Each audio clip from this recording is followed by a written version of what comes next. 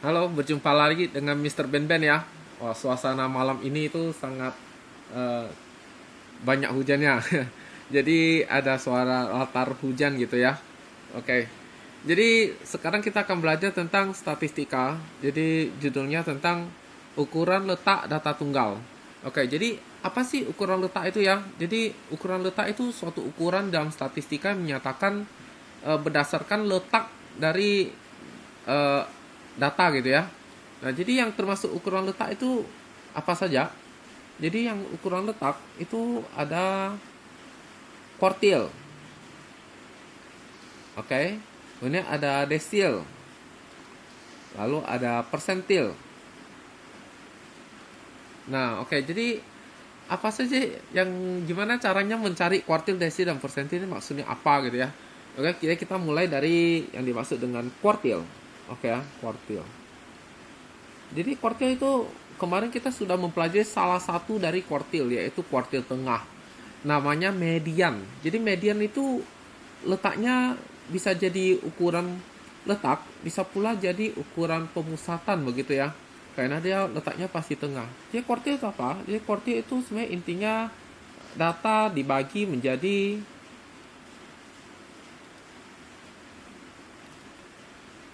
4 bagian. Nah, gitu ya, 4 bagian. Jadi kalau dibagi jadi 4 bagian kita perlu potong berapa berapa kali? Contoh misalnya ada kue nih, ada kue gitu ya. Nah, ini kita motong jadi 4 bagian. Jadi berapa kalikah kita harus memotong? 1 kali, 2 kali, 3 kali gitu kan? Ternyata 3 kali. Ya, jadi di sini yang tengah ini namanya kuartil tengah atau kuartil kedua ya. Nah, ini di sini adalah kuartil 1 dan di sini adalah kuartil 3. Maka di sini biasanya orang sebut sebagai X min, datum minimum, maka ini adalah X max. Jadi pada saat kita mencari ukuran letak, data itu wajib apa? Diurutkan. Ini sangat penting banget. Jadi kalau sampai lupa mengurutkan, maka jawaban kalian akan jadi salah gitu ya. Nah, jadi kelima barang ini itu orang sebut 5 serangkai gitu ya. Statistik 5 serangkai. Statistik 5 serangkai. Jadi statistik 5 serangkai itu bikinnya bagaimana? Jadi bikinnya adalah kayak seperti tabel. Jadi di sini adalah Q2, oke? Sama dengan sekian diisi. Lalu kemudian di sini adalah Q1, ini Q3, X min dan X max. Nah, begitu ya. Nah, jadi bikin tabel seperti begini. Nah, itu ya, statistik 5 serangkai. Nah, jadi diisi itu berapa ya gitu ya. Nah, oke. Sekarang bagaimana cara kita bisa menentukan kuartil? Oke ya. Jadi mungkin kita sebaiknya langsung lewat dari contoh aja deh daripada saya banyak teori ya. Oh ya, jadi Q1 itu orang sebut kuartil bawah. Kalau Q3 itu orang sebut kuartil atas. Sedangkan Q2 disebut kuartil tengah atau median gitu ya. Oke, sekarang kita lihat contohnya ya. Jadi tentukanlah Q1, Q2, dan Q3. Jadi kalau kita perhatikan ini datanya, maka kita ingat bahwa kalau ditanyanya kuartil, maka kita ngapain? Data wajib diurutkan, gitu ya. Oke, jangan lupa diurutkan. Oke, berarti langkah pertama kita sebelum jawab tentu kita harus mengurutkan terlebih dahulu. Oke ya, jadi urutkan. Maka diperoleh begini nih ya, 2. Oke. Yang sudah kita tulis ke sini kita kasih tanda aja biar tidak ingat ya. Lalu kita cari yang lebih kecil lagi, 4. Oke. Lalu 5. Terus 6. 7. 10. 18. Nah, begitu ya. Oke, sekarang bagaimana cara kita menentukan kuartilnya? Maka langkah pertama adalah kita tentukan posisi Q2. Oke, jadi langkah pertama itu posisi Q2, oke? Q2 itu adalah tengah-tengah dari data ke 1 sampai dengan ke berapa ini? 1, 2, 3, 4, 5, 6, 7. Oke, 1, 2, 3, 4, 5, 6, 7. Berarti N-nya 7. Jadi di sini dapat N sama dengan 7. N itu adalah banyak datum gitu ya. Atau nama lainnya ukuran data. Oke ya. Nah, 7. Maka sampai data ke 7. Kalau di tengah-tengah itu kalau di matematika selalu ditambah bagi 2 ya. Jadi posisi Q2-nya itu adalah 1 ditambah 7 dibagi 2. Dapatnya 4. 4 ini maksudnya apa? 4 maksudnya adalah jadi Q2 itu adalah datum keempat. Oke? Kita hitung. Ini datum pertama, kedua, ketiga, keempat. Jadi di sini nih. Nah, ini ya, datum keempat. Q2. Jadi kalau kita perhatikan memang betul-betul dia di tengah ya. Di sebelah kiri sisa 3, sebelah kanan sisa 3 biji. Oke? Nah, jadi dia memang betul-betul di tengah. Sekarang Q1 bagaimana? Q1 tentu adalah di tengah-tengah dari yang blok yang sebelah kiri ini. Sedangkan Q3 itu adalah yang tengah-tengah dari blok yang kanan. Begitu ya. Nah, jadi sebenarnya tanpa kita harus hitung, sebenarnya kita udah tahu ya bahwa di sini ini pasti adalah apa? Q1-nya. Sedangkan ini adalah Q3. Tapi permasalahannya adalah nanti kalau datumnya banyak, jadi ukuran datanya besar atau ini panjang, maka kita akan agak kesulitan untuk menentukan tengahnya dari cuma lihat doang ya. Maka kita harus mengembangkan yang disebut dengan cara, begitu ya, cara. Jadi caranya bagaimana gitu. Nah, jadi kita pakai hitungan gitu. Biar lebih mudah ya. Nah, jadi kita sudah tahu bahwa ini untuk menentukan Q2 itu caranya begini ya. Jadi dapat X4 itu 6 gitu ya. Nah, sekarang bagaimana dengan posisi apa? Posisi Q2, posisi Q1, oke? Jadi sebenarnya kita dapat 4 ini. Jadi posisi Q2-nya itu 4. Nah, jadi analisis segini ya. Q2-nya itu ternyata ada di X4. Oh, langsung aja ini. Posisi Q2 itu ternyata kamu dapatnya 4. Maka terbagi jadi 2 bagian seperti ini ya. Yaitu bagian kiri, yaitu data ke 1 sampai dengan ke 3. Lalu kemudian kanan itu berarti data ke yang tengah kan 4 ya. Berarti yang berikutnya 5 sampai ukurannya 7. Gitu. Nah, maka kita bisa tahu bahwa posisi Q1 itu mestinya harus di tengah-tengah datum mana nih? Di tengah-tengah datum data ke 1 sampai dengan ke 3 ya. Nah, begitu. Berarti posisi Q1-nya itu tentu adalah 1 ditambah 3 dibagi 2. Ini posisi loh ya. Dapatnya 2. Gitu ya. Artinya Q1-nya itu adalah datum kedua. Maka kita cari datum kedua yang mana? 1, 2. Datum kedua ternyata nilainya 4. Gitu ya. Nah, jadi begitu caranya. Oke, cari posisi, baru kemudian cari nilainya. Nah, sekarang untuk yang posisi Q3 bagaimana? Posisi Q3 berarti di tengah-tengah data ke 5 sampai ke 7 ya. Ke 5 sampai dengan ke 7. Berarti posisinya itu adalah 5 ditambah 7 dibagi 2. Dapatnya 6. Maka Q3-nya itu adalah datum ke-6. Jadi bukan artinya nilainya 6 loh ya. Artinya posisinya ada di ke-6-nya. Berarti kita cari yang ke-6. 1, 2, 3, 4, 5, 6 ya kan. Nilainya 10. Maka X6 nilainya 10. Artinya Q3 nilainya 10. Begitulah ya. Oke. Jadi dengan cara demikianlah kita memperoleh apa? Kita memperoleh itu ya. Jadi cari ini, lalu kemudian dianalisis, lalu kemudian cari posisi Q1, lalu cari posisi Q3. Jadi langkah utama memang kita harus mencari posisi Q2 dulu ya, yaitu posisi median ya. Oke, cari tengahnya terlebih dahulu, baru cari sebelah kiri dan sebelah kanannya. Oke, jadi mungkin kita akan lihat contoh berikutnya. Nah, kita lihat, wow, panjang banget ya kan. Tapi apakah sudah terurut? Ingat loh ya, ukuran letak harus diurutkan. Ya, tapi menurut saya sih sebaiknya cari apapun kita urutkan terlebih dahulu lah, biar lebih aman gitu ya. Tidak kelupaan. Oke. Jadi sekarang kita lihat bahwa ini belum urut. Berarti kita harus urutkan dulu nih. Wah, mulai dari 1 ya kan, paling kecil ya 1. Oke. Apakah ada 1 yang lainnya? Ada ya? Mana? Ini. Oke, 1. Nah, terus sekarang 2. Ada 2 lagi. Ada 2. Ada 2 lagi. 2. 2. Oke. Lalu kemudian 3. 3. Lalu 3. Lalu 3. 3. Oke. Lalu 4. 4. 4. 4.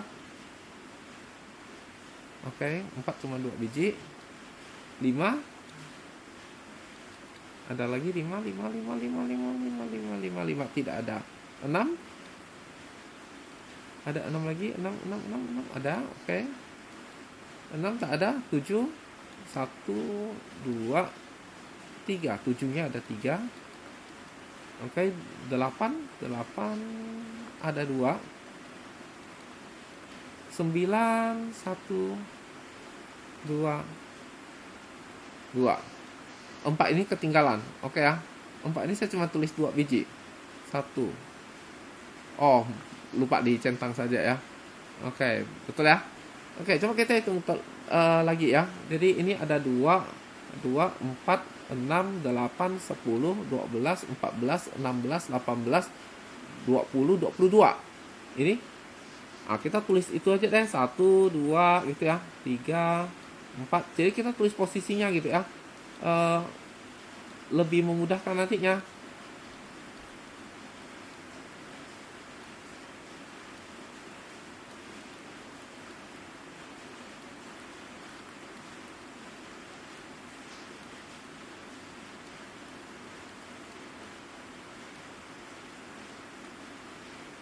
Ya, pas 22 ya.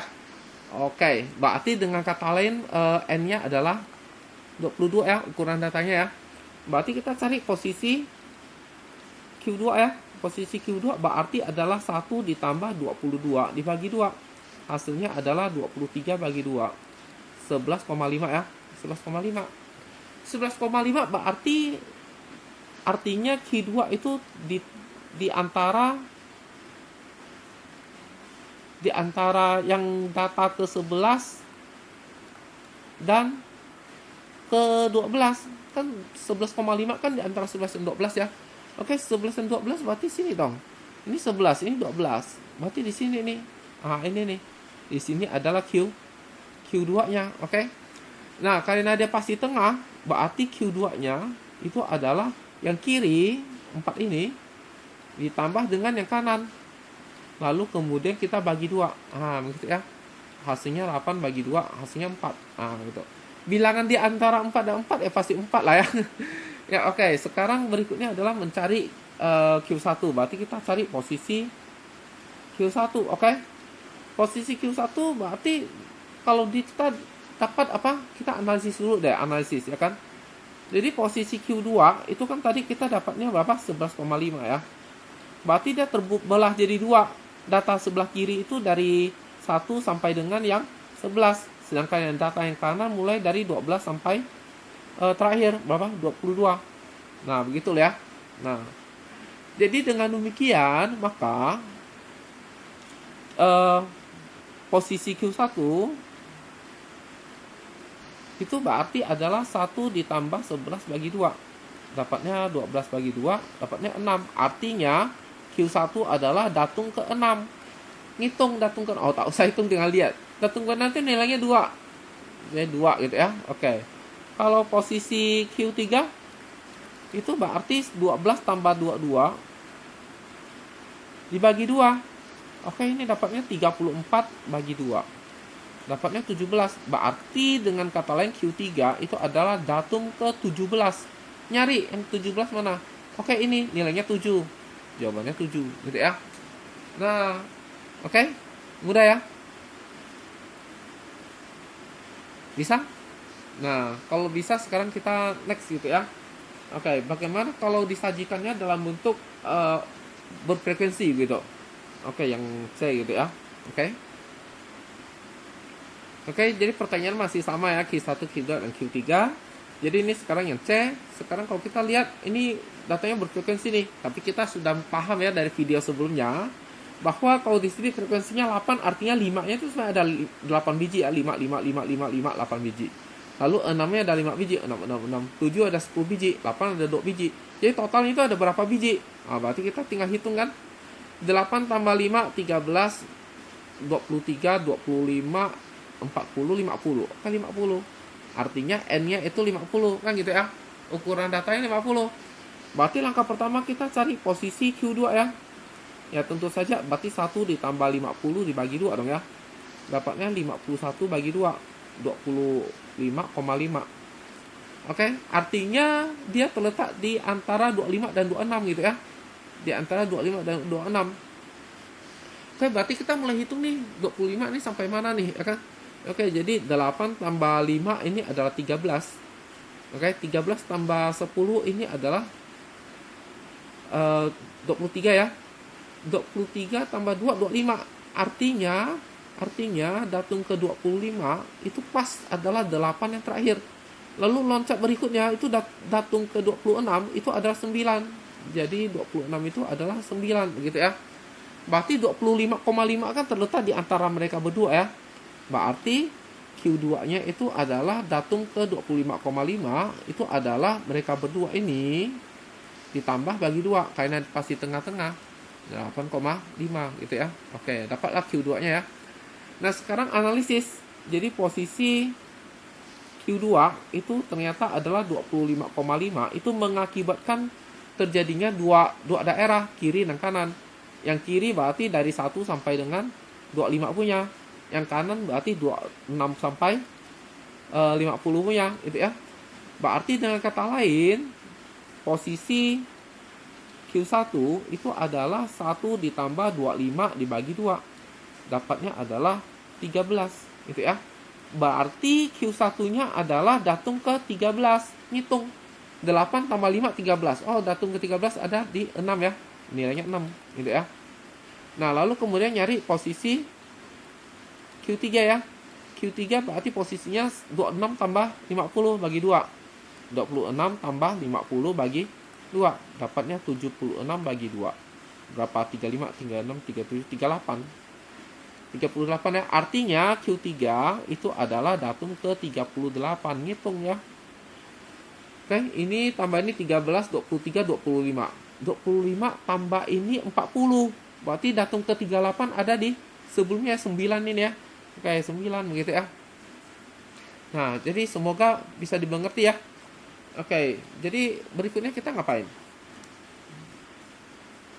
Oke, jadi kita di sini sekalian bahas yang penting-penting ini ya. Oke, jadi yang pertama ada range atau jangkauan itu ya. Yang kedua adalah hamparan, yaitu jangkauan semi antar kuartil. Yang ketiga adalah jangkauan antar kuartil atau simpangan kuartil. Oke ya. Jadi sebenarnya ini termasuk ukuran penyebaran ya, tapi kita bahas terlebih dahulu supaya memudahkan gitu ya. Oke, jadi rumusnya apa sih? Jangkauan itu sebenarnya adalah datum terbesar dikurangin dengan datum terkecil. Kalau jangkauan semi antar kuartil atau hamparan itu rumusnya adalah kuartil atas dikurangin dengan kuartil bawah gitu. Sedangkan simpangan kuartil atau jangkauan antar kuartil itu adalah saya terbalik antara ini ya. Jadi yang atas itu harusnya jangkauan antar kuartil ya, hamparan ya. Kalau yang bawah ini justru jangkauan semi antar kuartil ya. Oke, nama lainnya adalah simpangan kuartil begitu ya. Terbalik ya. Oke. Jadi hamparan itu adalah Q3 dikurang Q1, sedangkan simpangan kuartil alias jangkauan semi antar kuartil ada kata seminya, maka berarti dia cuma setengah gitu ya, semi ya. Oke, setengah dari Q3 dikurangin Q1 begitu. Nah, selain mereka bertiga ini juga ada yang penting lain ya, yaitu rataan kuartil, sama yang terakhir adalah rataan 3. Oke, apa itu rataan kuartil? Rataan kuartil itu rumusnya adalah Q1 ditambah dengan Q3 dibagi 2. Sedangkan kalau rataan 3 itu adalah Q1 ditambah 2 kali Q2 ditambah dengan Q3, hasilnya dibagi dengan 4 karena dia ada 4 biji barang. 1 biji Q1, 2 biji Q2 dan 1 biji Q3. Jadi kalau dibagi 4 dong ya. Kalau ini kita cuma pakai yang kuartil bawah dan kuartil atas. Kalau ini karena pakai ketiga-tiganya maka disebut rataan 3 gitu ya. Oke, jadi sebenarnya ini semua bisa dihitung kalau kita sudah mempunyai yang disebut dengan statistik 5 serangkai ya. Jadi statistik 5 serangkai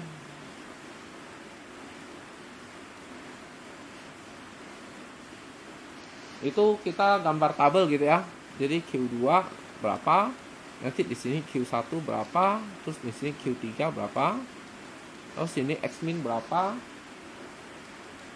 nanti di sini X max berapa. Nah, gitu ya. Jadi dibikin dalam tabel gitu ya.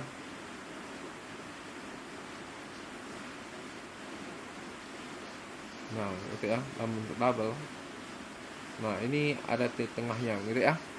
Oke. Jadi mungkin kita akan coba untuk yang ini ya, untuk data yang ini C ini bagaimana nih yang C ya. Oke, mungkin di sini saja. Jadi kita lihat bahwa datum minimumnya adalah 5, sedangkan datum maksimumnya adalah langsung bikin dalam bentuk itu ya, dalam bentuk 5 serangkai ya. Oke, jadi Q2-nya adalah berapa? Q2-nya adalah 8,5 ya, 8,5. Lalu sekarang Q1-nya berapa nih? Q1-nya tadi kita hitung adalah 6.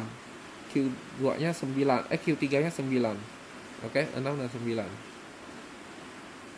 6, Q3-nya 9. X-minnya adalah 5 ya, paling kecil 5. Paling gedenya berapa? Paling gedenya 10 gitu ya, 10. Lalu ini kita bikin tabel gitu ya, bikin kotak sebenarnya. Oke. Nah, ini sudah menjadi statistik 5 serangkai gitu ya. Nah, jadi kalau kita mau mencari misalnya jangkauan, berarti tinggal X max kurang X min gitu ya. Kalau cari misalnya jangkauan antar kuartil, berarti 9 kurang 6. Kalau kita mau cari jangkauan semi antar kuartil, berarti 9 kurang 6 hasilnya 3 dibagi 2 ya. Nah, gitu. Oke, dan seterusnya gitu ya. Jadi saya pikir ini tinggal dihafal aja rumusnya. Dan berikutnya kita akan melihat ukuran letak yang berikutnya, yaitu persentil. Oh, desil dulu ya. Cepat sekali. Oke, desil ya, desil. Oke, apa beda desil dengan kuartil? Jadi kalau kuartil kita bagi 4, kalau desil ini adalah dibagi menjadi berapa? Oke, dasar gitu 10 gitu ya. Nah, jadi 10 bagian gitu ya. 10 bagian. Jadi kalau kita ada kue mau dibagi ke 10 bagian, maka kita potong berapa kali? Dia potong 9. Jadi ini adalah ada D1, oke. Ada D2 dan seterusnya sampai D9. Tidak ada D10. Karena untuk potong 10 bagian kita hanya perlu motong 9 kali ya. Oke, jadi desil ini cara kerja bagaimana? Desil ini menggunakan rumus yang disebut rumus interpolasi. Interpolasi itu banyak jenis. Salah satunya adalah interpolasi linear ya. Jadi kita menggunakan interpolasi linear begitu.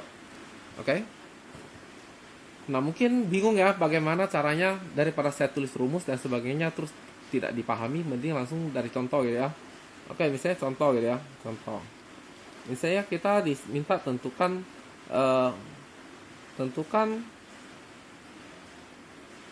D2 dan misalnya D7 gitu ya, dari misalnya ini 1, lalu kemudian 5, 7, 11, 18, 25, 29, 36, 41, 47, 52. Udah berapa biji? 2, 3, 4, 5, 6, 7, 8, 9, 10, 11. Oke, 11 misalnya. Oke. Nah, maka sekarang langkah berikutnya adalah jawab gitu ya. Oke, jawab.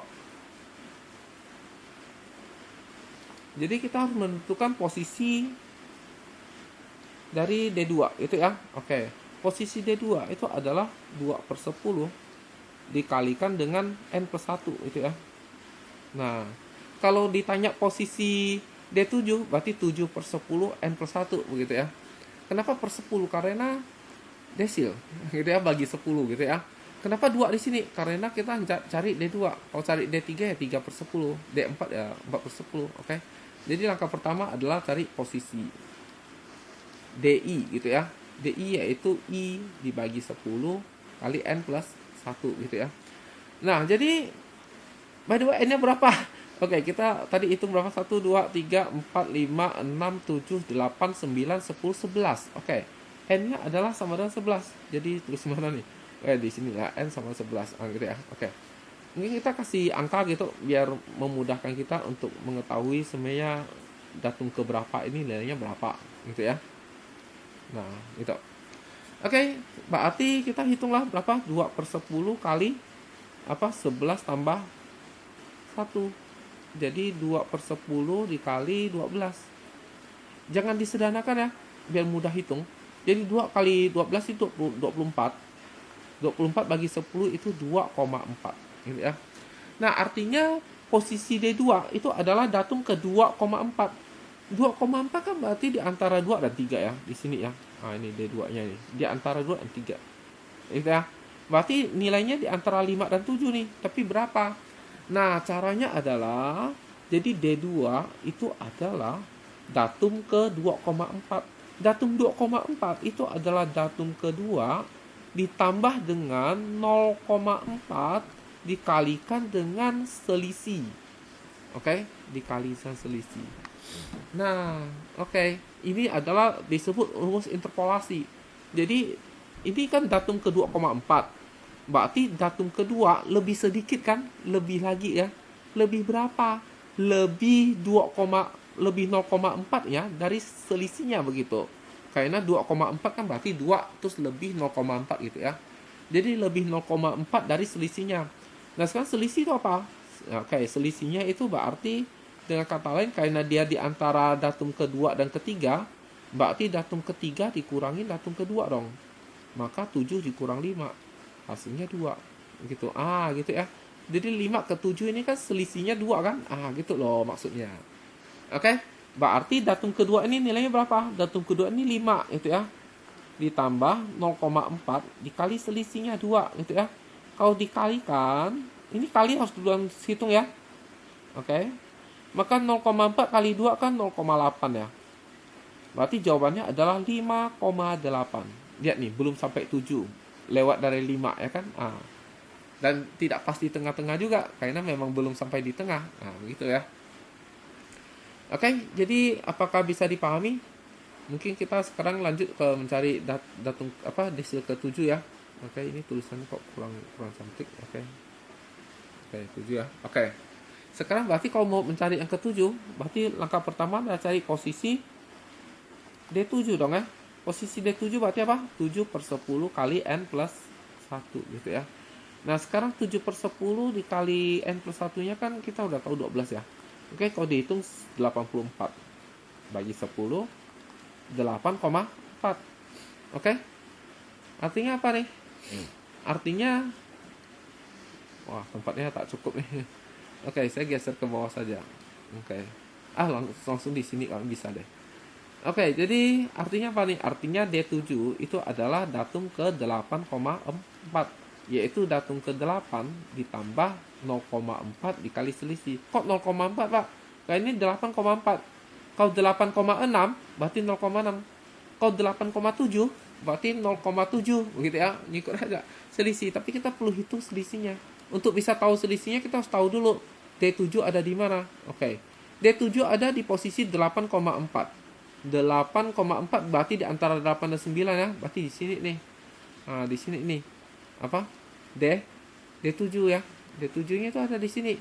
Nah, sekarang berarti selisihnya yang ini dong ya. 41 kurang 36 gitu ya. 41 kurang 36. Gitu ya. Nah, jadi berapa ini? 5.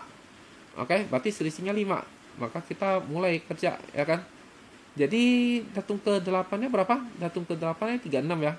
Berarti ini jawabannya adalah ini geser ke sana saja. Oke. Jadi jawabannya adalah datum ke 8-nya adalah 36. Ditambah dengan 0,4 dikali selisihnya 5. Oke, perkalian duluan. Jadi 36 ditambah 0,4 kali 5, 4 kali 5 20. 0, jadi 2. Jawabannya 38. Oke ya. Jadi memang betul lah di antara 36 dan 3 ada 41 ya, tapi nggak pasti tengah karena dia bukan pasti tengah gitu ya.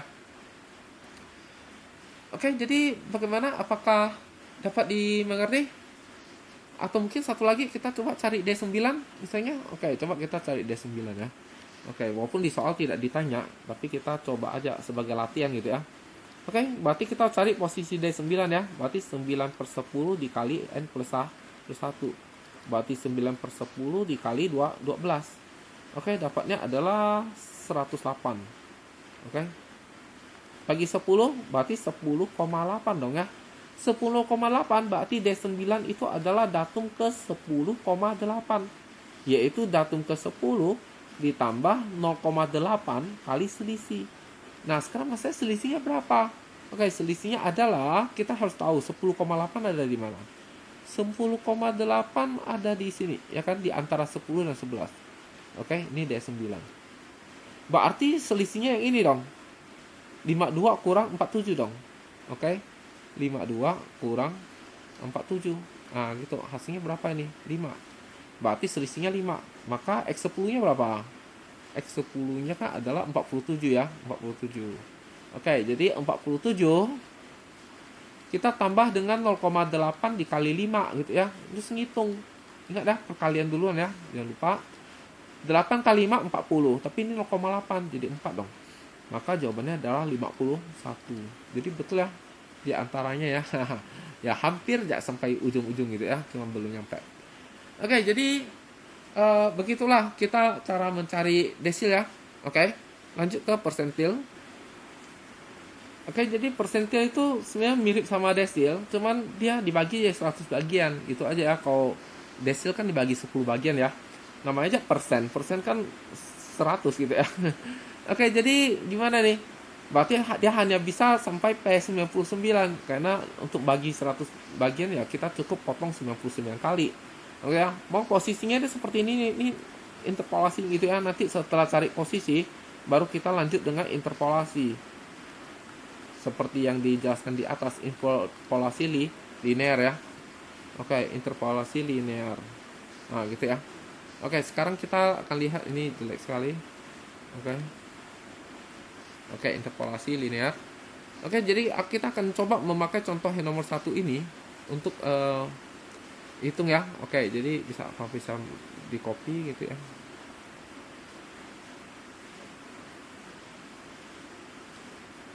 Aduh, tidak kena ya. Oke, lalu saya hapus saja nanti lah ya.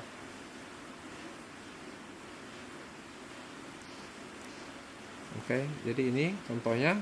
Oke. Jadi saya hapus saja yang tidak penting. Oke.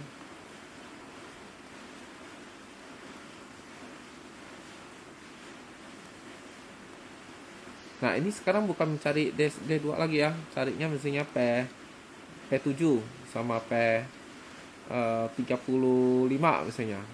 Oh, janganlah. P41 misalnya. Oke ya. Nah, ini jawab itu ya. Oke, jawab.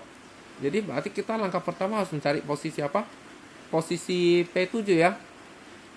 Oke, P7 berarti posisinya 7/100 dong ya, dikalikan N plus 1. Tapi N-nya 11, berarti dengan kata lain 7/100 kali 12 dong. Ini kalau dikalikan hasilnya adalah 84. 84 bagi 100. Kecil banget gitu ya. Oke, jadi 0,84 itu ya. Oke, berarti dengan kata lain P7 itu adalah datum ke 0,84, yaitu datum ke 0 ditambah dengan 0,84 dikali selisih gitu ya. Nah, sekarang datum ke 0 itu ada di mana? Datum ke 0 ya tentu ada di belakang sini ya. Maka kita anggap sebagai 0 gitu ya. Nah, sekarang ini 0,84 dikali selisih. Tentu selisihnya adalah 1 karena apa? Datum sebelumnya itu nggak ada. Oke, jadi P7 itu ada di sini. Ini P7. Oke, jadi sebelumnya itu apa? Sebelumnya itu nggak ada. Maka selisihnya anggap 0 ya. Jadi 0 ke 1 ya 1 selisihnya. Oke, jadi selisih itu 1 kurang 0. 1 ya. Oke, maka kalau kita hitung, maka kita akan peroleh jawabannya adalah 0 ditambah 0,84. Oke, jawabannya 0,84. Kebetulan pas kena ya sama ya. Oke, coba kita cari P41 ya. Oke, sekarang P41 posisinya